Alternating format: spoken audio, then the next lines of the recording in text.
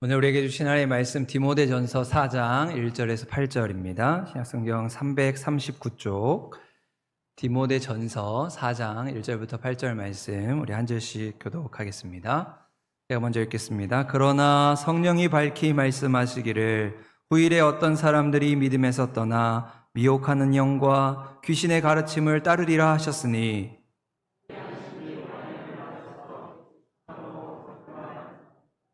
혼인을 금하고 어떤 음식물은 먹지 말라고 할 터이나 음식물은 하나님이 지으신 바니 믿는 자들과 진리를 아는 자들이 감사함으로 받을 것이니라.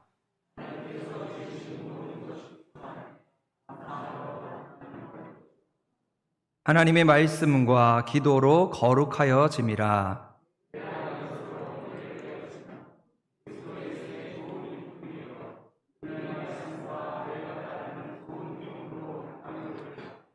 망령되고 허탄한 신화를 버리고 경건에 이르도록 내 자신을 연단하라.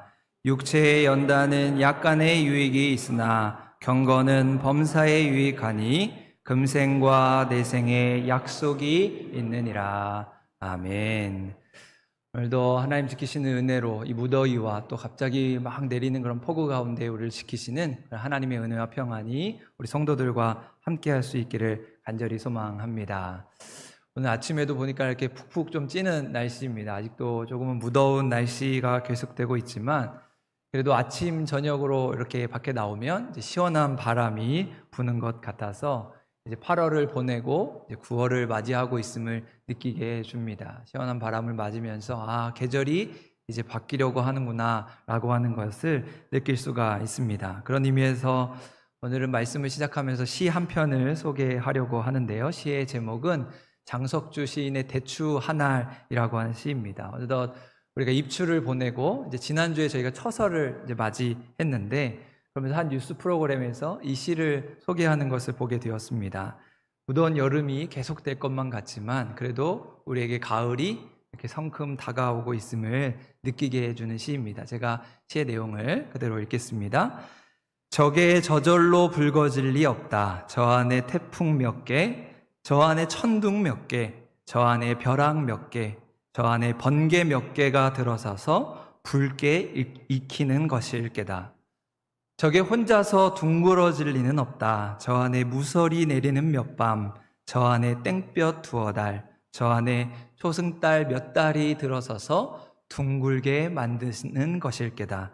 대추야, 너는 세상과 통하였구나 라고 하는 시입니다. 여러분, 우리가 이 무더운 여름을 지내고 이제 가을이 되면 이 대추 한 알이 이렇게 빨갛게 익어가게 되는데 빨갛게 익어가는 대추를 보면서 시는 우리의 인생을 노래한 것 같습니다.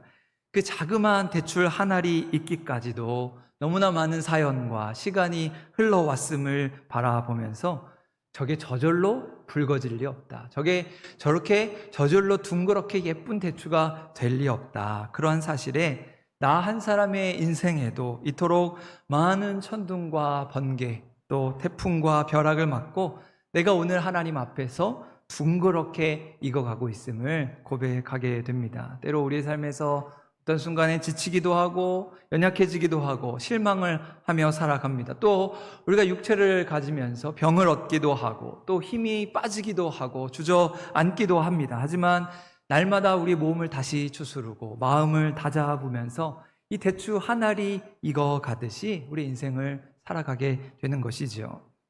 그럼에도 우리 몸이 고단하고 피곤할 때 사실 이 몸을 추스르는 일은 그리 어렵지 않습니다. 잘 쉬고 잘 먹고 잘 자면 이 몸은 어느 정도 회복을 할 수가 있습니다. 그런데 우리의 이 마음을 다시 세우는 일은 참 어려울 때가 있습니다. 이 무너진 마음을 다시 세우는 일, 정결하고 거룩한 모습으로 다시 세우는 일에는 우리가 더 많은 에너지를 쓰고 연습을 하고 영적인 준비를 해야 하는 것이지요. 그래서 일생 동안 하나님 앞에 경건하고 또 거룩하게 살았던 다윗도 하나님 앞에 범죄를 저지르고 나서 그 자신의 무너진 마음을 다시 세우기 위해서 이런 고백을 합니다. 하나님이여, 내 속에 정한 마음을 창조하시고 내 안에 정직한 영을 새롭게 하소서.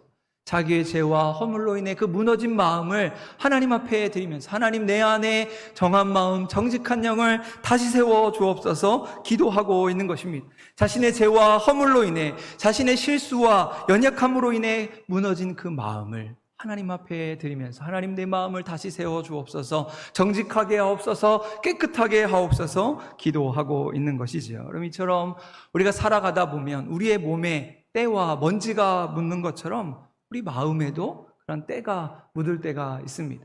우리가 우리의 옷이 더러워지는 것처럼 우리의 영혼도 그렇게 죄로 인해 얼룩질 때가 있는 것이죠. 그때 우리는 말씀과 기도로 우리의 영혼과 마음을 정결하게 해야 합니다. 말씀 앞에 나를 세우고 내 입술로 하나님께 기도하면서 마치 용광로에 들어간 쇳덩어리처럼 돌덩이처럼 하나님의 은혜로 나의 부족함, 나의 연약함, 나의 죄악을 녹여버려야 하는 것이죠. 내 삶의 모든 불순물을 다 제거하고 정금과 같이 나아가는 그런 복된 인생을 살아가야 하는 것입니다. 그래서 시편이 말씀하는 대로 진정 복 있는 사람은 다른 사람의 말에 귀를 기울이지 않고 오직 하나님의 말씀을 즐거워하고 그것을 주야로 묵상하는 사람입니다. 주님의 말씀이 내 발의 등이 되고 내 길의 빛이 되어서 날마다 주님과 동행하는 사람인 것이지요. 오늘도 하나님께서 우리에게 끊임없이 말씀하실 때 그 하나님의 말씀에 귀를 기울이고 주님이 나의 삶에 원하시는 것이 무엇일까 기도함으로 우리의 마음을 주께 구하는 사람임을 기억하게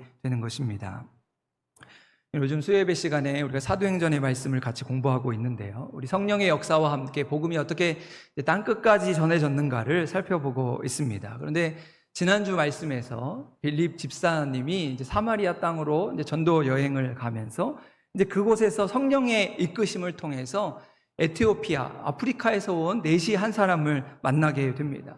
그는 예루살렘에 예배하러 왔다가 이사야의 글, 이사야 53장의 말씀을 읽으면서 과연 이것이 무슨 뜻이냐, 이것이 무엇을 의미하느냐 궁금해하고 있는데 성령의 감동을 받은 빌립이 마침 그 내시를 만나서 이것은 예수 그리스도에 관한 말씀이다, 메시아에 관한 말씀이다, 그 말씀의 뜻을 해석해 주고 그 내시는 그것을 들으면서 그의 마음이 뜨거워집니다. 아, 예수님이란 분이 우리를 위해 십자가에 달리셨구나, 그분이 우리의 구원자가 되시는구나 라고 하는 사실을 깨닫고 바로 그 자리에서 예수님을 영접하고 세례를 받게 됩니다. 말씀을 통하여서 말씀의 의미를 깨닫고 그 말씀이 해석해 줌을 통하여서 그의 잠자던 영혼이 깨어나고 삶에 놀라운 감동이 일어나서 예수님의 제자로, 예수님의 사람으로 거듭나 그의 고향 에티오피아를 향해 가게 됩니다. 여러분, 이처럼 말씀을 듣고 기도할 때 우리의 심령이 살아나게 됩니다. 그래서 이 말씀과 기도는 우리의 신앙생활에 있어서 큰 두 개의 기둥이 됩니다. 말씀은 우리의 삶의 중심을 잡아주고 기도는 우리를 보다 성숙된 어떤 영적인 발걸음으로 인도해 줍니다. 여러분, 초대교회는 예수님께서 약속하신 너희 성령을 받으라, 내가 승천해서 하늘로 올라가면 성령이 너희에게 임할 것이다 라고 하는 그 예수님의 한마디의 말씀을 믿고 마가의 다락방에 모여서 그들이 정말 뜨겁고 간절하게 기도했습니다. 성령님 우리에게 오옵소서, 성령의 임재를 간구하면서 그 밤에 그들은 놀라운 성령의 임재하심을 경험했습니다. 예수님이 말씀하신 대로 성령을 받으라 라고 하는 그 말씀을 신뢰하고 믿고 순종하면서 기도의 자리에서 간절히 부르짖을 때 성령이 그들 가운데 임재하는 그런 성령의 충만의 역사가 일어난 것이죠. 근데 여러분, 만약에 초대교회 그런 교인들이 예수님의 말씀을 아무리 들었다 할지라도 그들이 기도하지 않았다면, 그들이 함께 모여서 그렇게 간절히 부르짖지 않았다면 아마 초대교회는 탄생하지 않았을지도 모르겠습니다. 그저 말씀을 믿고 하나님 앞에 간절히 기도할 때 그 가운데 하나님의 역사가 일어났다는 것이지요. 그래서 오늘 말씀의 사도 바울은 그의 제자 디모데를 향하여 권면의 말씀을 전하면서 지금 성령이 하시는 말씀을 들으라 라고 이야기하고 있습니다. 세상에 미혹하는 영과 귀신의 가르침을 따르지 말고 오직 감사함으로 말씀과 기도로 거룩해져야 한다라고 가르치고 있는 것이죠. 그것이 오늘 우리가 함께 읽은 본문의 4절과 5절 말씀인데요. 우리 2절 말씀 한 번 더 같이 읽겠습니다. 2절 같이 읽습니다. 시작. 하나님께서 지으신 모든 것이 선함에 감사함으로 받으면 버릴 것이 없나니 하나님의 말씀과 기도로 거룩하여짐이라. 아멘. 하나님의 말씀과 기도로 거룩하여지는 성도의 삶을 살라고 이야기하는 것이죠. 그럼 때로 우리는 열심히 살아가는데 내 뜻대로 잘 안 될 때가 참 많이 있습니다. 분명 이렇게 하면 하나님이 기뻐하시는 일이라 생각해서 최선을 다해서 준비하고 계획하고 봉사하고 섬겼는데 쉽사리 열매를 볼 수 없을 때가 있습니다. 그러면 그때 우리는 낙심하죠. 좌절하고 실망합니다. 그러나 그럴 때가 오히려 하나님의 은혜를 받을 때임을 우리는 기억해야 합니다. 그래서 오늘 말씀대로 모든 것을 감사함으로 받아들이는 그 지혜를 가지고 오늘 그 자리에서, 어려움의 자리에서 하나님의 은혜를 경험하게 되는 것입니다. 말씀과 기도로 더욱더 내가 하나님께 매달리면서 하나님이 부어주시는 놀라운 은혜를 누리게 되는 것이지요. 여러분, 지난주 저희가 주일에 출발을 해서 1박 2일의 일정으로 작년부 학예 영성수련회를 참 은혜 가운데 잘 다녀왔습니다.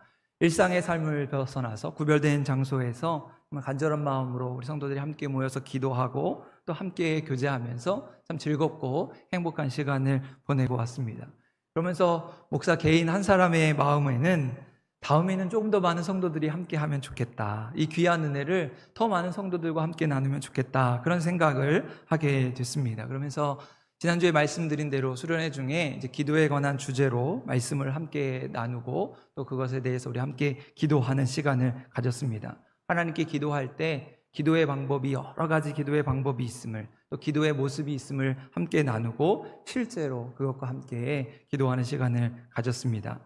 근데 그 중에서 함께 나누었던 주제 중에 하나가 말씀 묵상 기도라고 하는 것입니다. 우리 라틴어로는 렉시오 디비나, 요즘에 참 많이 사용하는 단어인데요. 렉시오 디비나라고 하고 또 다른 이제 우리나라 말로 직역을 하면 거룩한 독서라고 부를 수가 있습니다. 그럼 이처럼 말씀 묵상 기도라고 하는 것은 그저 우리가 기도를 할 때 그냥 막연하게 기도하는 것이 아니라 하나님께서 우리에게 주신 이 성경을 진정 하나님의 말씀으로 받아들이고 그 속에서 하나님이 지금 나에게 말씀하시는, 나에게 원하시는 그 하나님의 말씀을 듣고 이 성경을 묵상하면서 이제 기도하는 것을 의미하게 됩니다. 그래서 우리가 성경을 읽을 때 조용한 장소에서 아주 찬찬히 세밀하게 깊고 넓게 마음을 다해서 이 말씀을 묵상하면서 오늘 하나님께서 나에게 들려주시고자 하는 음성이 무엇인가 그것에 집중하고 이 말씀 속에서 내 삶의 의미와 방향을 찾아가는 것을 의미하게 됩니다. 그래서 이러한 말씀 묵상 기도는 특별히 4가지의 단계를 거치게 되는데 그림에서 보시면 첫 번째 렉시오 읽기의 단계이고 두 번째는 메디타치오 묵상의 단계입니다. 세 번째는 오라치오 기도의 단계이고 이제 네 번째는 컨템플라치오 관상의 단계로 이어지게 됩니다. 오늘 이 시간 우리는 어떻게 말씀과 기도로 거룩하여질 것인가, 이 말씀 묵상 기도의 4가지 단계를 살펴보면서 경건에 이르는 연습하는 시간을 가져보려고 합니다. 먼저 이 말씀 묵상 기도 렉시오 디비나의 첫 번째 단계는 렉치오 읽기의 단계입니다. 이것은 우리의 모든 관심, 우리의 모든 삶의 모든 것들을 이 성경 읽기에 집중하면서 하나님의 말씀을 읽고 하나님의 음성을 듣는 것을 이야기합니다. 그냥 눈으로만 읽는 것이 아니라 우리의 마음으로, 우리의 오감으로 우리가 할 수 있는 모든 방법을 동원해서 다른 것에 방해받지 않고 오직 말씀에만 집중하는 것을 의미하게 됩니다. 그럼 요즘 우리 주변에 이제 카페가 너무나 많이 생기다 보니까 커피를 이제 즐기는 사람들이 좀 많아지는 것을 보게 됩니다. 그러면서 이제 커피에도 참 많은 관심들을 보이게 되는데요. 그래서 사람들이 커피 한 잔을 마셔도 이 커피의 원산지가 어딘지, 어떤 방법으로 내렸는지, 이게 무슨 커피인지 따져가면서 먹는 것을 보게 됩니다. 사실은 저는 커피 중에서 우리 3박자 커피라고 하죠. 커피들, 설탕들, 프림들. 이 3박자 커피, 믹스 커피를 사실 저는 제일 좋아합니다. 그래서 신방 가면 목사님 무슨 커피 드릴까요? 네, 다방 커피 주세요. 이렇게 이야기하는데요. 그런데 사람들이 점차 믹스 커피들 마시던 사람이 원두 커피를 마십니다. 그리고 원두 커피를 마시던 사람은 드립 커피라고 하죠. 핸드 드립이라고 해서 이제 물방울을 떨어뜨린다 해서 드립 커피라고 하는데 이제 그렇게 손수 내린 드립 커피를 마시게 됩니다. 그러면서 또 커피를 정말 좋아하는 사람은 그 커피 원두를 이제 기계로 강제로 압축을 해서 그 원액 그대로를 마시는 에스프레소 커피를 즐기게 됩니다. 여러분 이처럼 커피 한 잔을 마시는데도 거기에 많은 관심을 쏟고 다양한 방법으로 즐기는 것을 보게 됩니다. 그래서 어떤 이들은 이 원두를 후라이팬에도 볶았다가 숯불에도 볶았다가 물의 온도를 뜨겁게 했다, 미지근하게 했다, 정말 다양한 방법으로 이 커피를 즐기는 것을 보게 됩니다. 그래서 제가 그러한 모습을 보면서 우리가 이 말씀 묵상을 할 때도 이러한 모습이 필요하겠다. 마치 진하게 내려진 그 커피 한 잔을 마시는 것처럼 내 삶에 정말 충만하게 하나님께서 내려주시는 그 은혜를 따라서 하나님의 음성에 귀를 기울이고 이 말씀이 우리의 삶에 나침판이 되고 지렛대가 되고 지침서가 되어서 성령으로 충만한 삶을 살아가야 하는 것이지요. 그러면서 우리는 어떻게 말씀을 읽을 것인가? 먼저는 고요한 장소에서 안정된 마음으로 말씀을 읽어야 합니다. 또 가난한 마음으로 말씀을 읽어야 하죠. 어두워진 내 영에 눈을 뜨고 내가 영적으로 가난한 자가 되어서 지금 하나님이 나에게 말씀하시고자 하는 것이 무엇인가 거기에 관심을 갖고 집중하면서 말씀을 읽어야 합니다. 또 커피를 이렇게 다양하게 즐기는 것처럼 말씀을 읽을 때도 자기에게 잘 맞는 방식을 찾아서 그것을 선택해서 읽어야 합니다.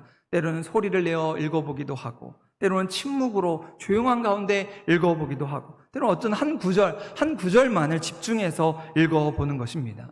지난번 저희가 목장 모임을 할 때 잠언 읽기에 대해서 나누는 가운데 우리 어떤 성도분들은 하루에 잠언을 한 장씩 꼭 읽어간다. 그러면 우리 잠언이 31장까지 있으니까 한 달에 한 번은 꼭 잠언을 읽게 되더라. 그렇게 하면서 성경을 읽어가는 이야기를 듣게 되었습니다. 그렇게 나만의 방법을 가지고 하루에 한 장씩 아니면 반복해서 성경을 꾸준하게 읽어가면서 하나님의 말씀을 가까이 하는 것이지요. 그래서 한자 성어 중에 독서 100편, 의자현이라고 하는 단어가 있습니다.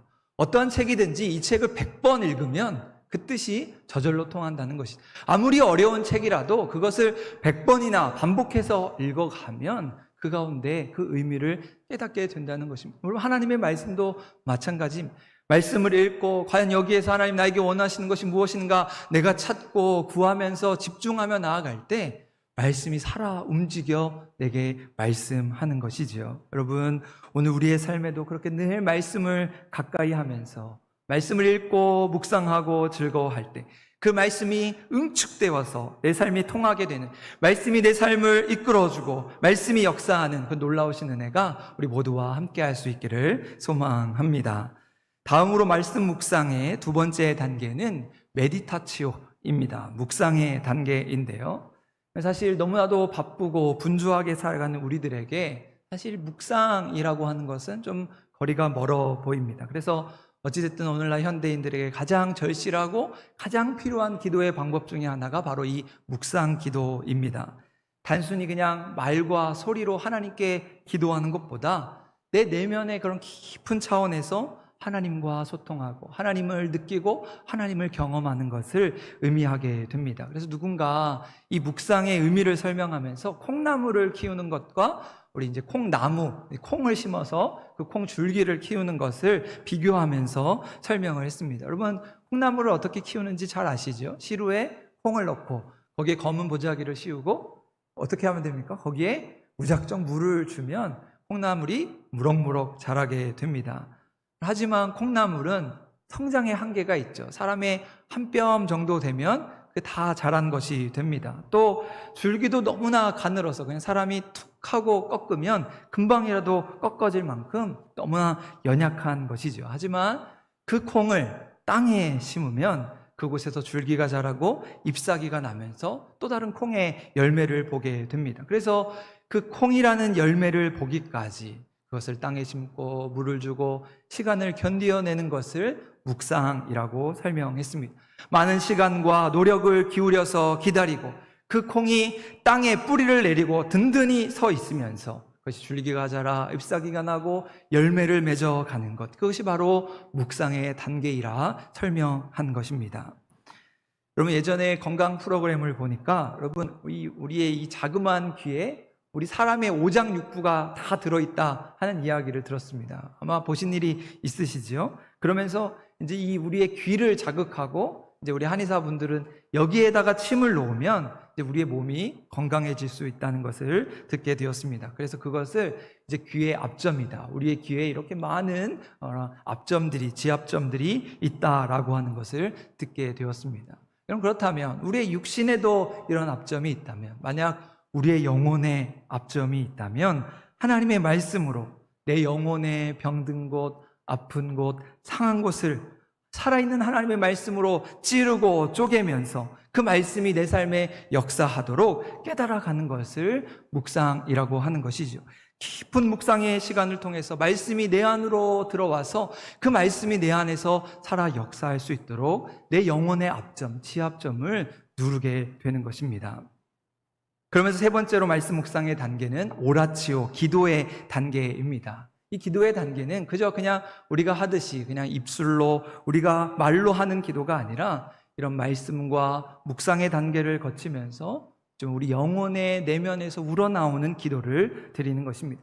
말씀이 내 영혼의 약한 곳을 찔러 누를 때에 하나님께 기도하면서 하나님이 내 영혼을 만지시고 치유하시고 고치시는 것을 경험하는 것이죠. 그래서 우리 지난주에 말씀드린 대로 우리의 기도가 단지 하나님 이거 해주세요, 이거 들어주세요 하는 기도가 아니라 진정 하나님의 뜻을 구하고 하나님의 나라를 구하는 기도로 나아가는 것입니다. 미사여구나 화려한 문장으로 하는 기도가 아니라 아주 단순하지만 순수한 기도로, 하나님을 원하는 기도로 사람에게 반응하지 않고 하나님께 반응하는 기도를 드리는 것입니다.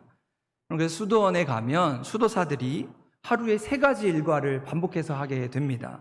노동, 기도, 독서, 이 3가지의 일과를 하루도 빼놓지 않고 반복하면서 이제 경건을 훈련하고 수도를 하게 되는데요. 그러면서 특별히 수도사들은 이제 정오 오후 12시부터 오후 3시가 되면 하던 일을 다 멈추고 기도의 자리에 나와서 독서를 하고 성경을 읽고 기도를 하게 됩니다. 그런데 어떤 수도사는 평생 그 시간에 기도하면서 하나님 나를 건져 주옵소서, 하나님 나를 도와 주옵소서, 이 한 문장의 기도를 가지고 이것을 평생 암송하고 반복하면서 기도했다는 이야기를 듣게 되었습니다. 그러면서 때로는 우리가 무조건 많이 기도하는 것보다는 아주 깊고 바르게 하는 기도가 중요함을 깨닫게 되었습니다. 오늘 우리도 우리의 말과 언어를 뛰어넘는 그런 영적인 기도로 하나님 앞에 나아가면서 우리의 기도에 응답하시고 우리를 치유하시고 우리와 함께 하시는 그 하나님을 경험할 수 있기를 바랍니다. 하늘을 두루마리 삼고 바다를 먹물 삼아도 다 기록할 수 없는 그 은혜의 바다에서 하나님을 경험하고 주님과 동행하며 거룩하여지는 삶을 살아갈 수 있기를 간절히 소망합니다.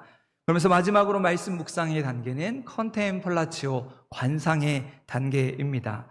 그럼 사실 이 관상이라고 하는 말은 우리에게 익숙한 용어는 아니죠. 그래서 관상하면 우리 관상을 보다, 사람의 얼굴 생김새를 보다 이렇게 이제 오해할 때가 있습니다.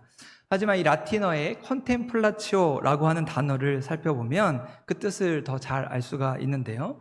여러분, 이 컨템플라치오라고 하는 말은 그 템퍼스라고 하는 말에서 파생이 되었습니다. 그런데 이 템퍼스라고 하는 말은 우리가 흔히 사용하는 템플이라고 하는 성전의 의미를 담고 있습니다. 그러니까 성전의 의미에서 시간과 장소를 구분하면서 이제 그것이 관상이라는 말로 확장이 된 것이죠. 그래서 이 관상이라고 하는 말은 우리가 하나님의 성전에 나와서 시간과 장소를 구분하면서 결국 그것을 통해 내 삶을 하나님께 내어 맡기면서 하나님과의 만남을 의미하게 되는 것입니다. 관상의 단계에서 내가 기도하는 것, 내가 바라는 것, 그 모든 것들을 다 내려놓고 온전히 하나님과 일치가 되는 것, 하나님을 만나고 하나님을 의지하게 되는 것, 그것이 바로 관상의 단계인 것이지요. 우리가 머리로 이성적으로 하나님을 이해하는 것보다 체험적으로 뜨겁게 하나님을 만나고 하나님이 내 안에, 내가 하나님 안에 거하는 그 포도나무와 가지의 관계를 이루게 되는 것입니다. 정한 마음과 정직한 영을 통해서 아주 깨끗하고 순결한 마음으로 온전히 하나님께 나아가는 것, 바로 그것이 관상의 단계라고 하는 것이죠. 여러분, 이렇게 우리가 말씀 묵상 기도의 단계를 4단계로 살펴보았는데, 그러면서 이 말씀 묵상의 4단계를 누군가 한 문장으로 이렇게 정리를 했습니다. 화면을 보시면 그 4단계의 모습을 우리 노란색 글씨로 한 문장으로 이렇게 표현했는데, 첫째는 우리는 읽는다, 두 번째 하나님의 눈 아래에서, 세 번째, 마음에 와 닿을 때까지. 네 번째, 그리고 불길 속으로 뛰어든다. 이렇게 이야기를 했습니다. 우리가 말씀을 읽고 말씀을 묵상하며 기도할 때 하나님의 말씀을 읽고 하나님의 눈 아래에 있음을 고백하며 그것이 내 마음에 내 삶에 와 닿을 때까지 기도하면서 결국에 하나님에게로 뛰어드는 삶을 의미하게 되는 것이죠. 그래서 오늘 말씀에 사도 바울은 이런 말씀과 기도가 중심이 되는 삶을 경건에 이르는 삶이라고 말씀하고 있습니다. 그래서 끊임없이 자기를 연단하면서 경건에 이르도록 연습하고 훈련해야 함을 말씀하는 것이죠. 그것이 오늘 우리가 읽었던 우리 마지막 절 7절과 8절 말씀인데요. 우리 두 절 말씀 화면을 보시고 한 번 더 같이 읽겠습니다. 시작. 망령되고 허탄한 신화를 버리고 경건에 이르도록 내 자신을 연단하라. 육체의 연단은 약간의 유익이 있으나 경건은 금생과 내생의 약속이 있느니라. 여러분, 말씀과 기도로 거룩해지는 삶이 그냥 단번에 완성되지 않고 계속해서 끊임없이 경건의 연습을 통해서 이루어짐을 말씀하고 있습니다. 말씀을 듣고 말씀을 묵상하면서 우리의 믿음이 자라게 되고 하나님께 기도하는 삶을 통해서 우리가 하나님을 만나고 하나님과 통하고 경건을 훈련하며 연습해야 함을 사도 바울은 우리에게 이야기하는 것이죠. 여러분, 어느 돈 많은 부자가 이제 죽을 날이 가까워오는데 내가 벌어놓은 이 많은 돈을 어떻게 하는가? 이 돈을 그냥 놔두고 죽는 것이 너무 아까워서 이 돈을 관 속에라도 넣어가지고 가고 싶은데, 그렇다면 죽은 다음에 이 돈을 누가 내 관에 넣어줄 것인가? 내가 누구를 믿을 수 있겠는가? 그래서 평소에 친하게 지내던 목사님, 의사, 변호사 3명의 친구를 불렀습니다. 그리고 3명의 친구에게 1억 원씩을 주면서 내가 죽은 다음에 장례식에 오면 마지막 입관을 할 때에 내가 준 이 돈을 꼭 내 관에 넣어달라고 부탁을 하고 이제 그 친구들에게 약속을 받아 두었습니다. 그리고 결국 그 부자가 죽고 3명의 친구가 장례식을 마치고 돌아오면서 정말 그 돈 다 넣었느냐? 이제 서로에게 질문을 한 것이죠. 그랬더니 목사님이 이야기합니다. 그래도 11조는 떼어야 하지 않겠느냐라고 하면서 그래도 하나님의 것 11조를 떼어서 나머지는 내가 넣었다 이야기했습니다. 그랬더니 다음으로 의사 친구가 이야기합니다. 사실 그 친구가 우리 병원에 오랫동안 입원을 하고 있었는데 그래도 내가 수고비 명목으로 반만 떼고 반만 넣었다고 의사가 이야기한 것입니다. 그랬더니 변호사 친구가 깜짝 놀라면서 아니 어떻게 그래도 친구하고 약속한 것을 어길 수 있느냐, 나는 1원도 빼지 않고 다 넣었다. 그랬더니 친구가 정말 그 많은 돈을 다 넣었느냐라고 물었더니 백지수표에 1억 원 수표로 사인해서 넣었다고 대답한 것이죠. 세상에 믿을 놈 하나도 없다는 것입니다. 여러분, 우리는 무엇을 위해 살아가야 하겠습니까? 내가 다 싸지머지고 갈 수도 없는 그 세상에 망령되고 허탄한 것에 목적을 두고 살아가시겠습니까? 미혹하는 영과 거짓된 가르침에 정신이 팔려서 양심이 화인 맞은 채 살아가야 하시겠습니까? 우리는 오직 말씀과 기도로 거룩한 습관을 가지고 경건에 이르기를 연습하면서 성령 충만함으로 성령의 도우심과 인도하심을 따라 하나님의 은혜가 오늘 우리의 삶에 부어지는 은혜와 축복의 삶이 될 수 있기를 소망합니다. 세상에 소망을 두지 않고 하나님 나라와 의를 구하면서 하나님을 기쁘시게 하는 것이 무엇인가, 그 삶의 일체의 비결을 깨닫고 날마다 말씀 묵상과 기도 생활을 훈련하고 연습하고 주님과 동행하며 담대함으로 살아갈 수 있는 우리 모든 한사랑교회 믿음의 식구들이 될 수 있기를 주님의 이름으로 간절히 축원드립니다. 기도하시겠습니다.